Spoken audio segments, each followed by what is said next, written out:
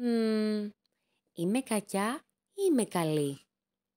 Γίνε ό,τι σου αρέσει. Ό,τι μπορεί στην καρδιά και στο μυαλό να χωρέσει. Αρκεί να δέχεσαι αυτό που θέλουν να είναι και οι άλλοι. Τα δικά σου τα θέλω, μη τους ρίξουν σε χάλι. Το παραμύθι που κρατάς στα χέρια σου είναι το τρίτο της σειράς Ανατέλο. Η συγγραφέας, Άννα Μπαντή, το δημιούργησε έχοντας στο μυαλό της όλα εκείνα τα μικρά και μεγάλα παιδιά που αναρωτιούνται αν είναι καλά ή κακά, αν είναι γλυκά ή είναι ξινά. Και έχει να σας πει ένα μυστικό.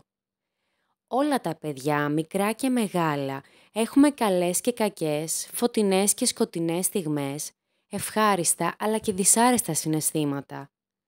Έτσι είναι και η ζωή. Πότε ευχάριστη και πότε δυσάρεστη. Πότε γλυκιά και πότε ξινή. Σαν τη μαγισσούλα.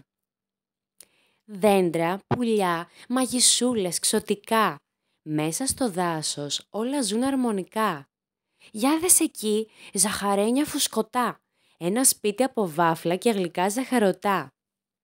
Είναι το σπίτι μιας μαγισσούλας, πότε γλυκιάς και πότε ξινούλας. Αγαπάει τον ήλιο, κυνηγάει το φεγγαράκι, στο κουτάλι καθρεφτίζει το ασπρόμαυρο μουτράκι. Καθρέφτη, καθρεφτάκι μου, πάνω στο κουταλάκι μου, πες μου να ξέρω για να μην υποφέρω. Είμαι κακιά ή είμαι καλή? Η φύση μου είναι φωτεινή ή σκοτεινή? Είμαι μισομαύρη, είμαι μισοάσπρη, τη μια είμαι αρνή, την άλλη με στριφνή.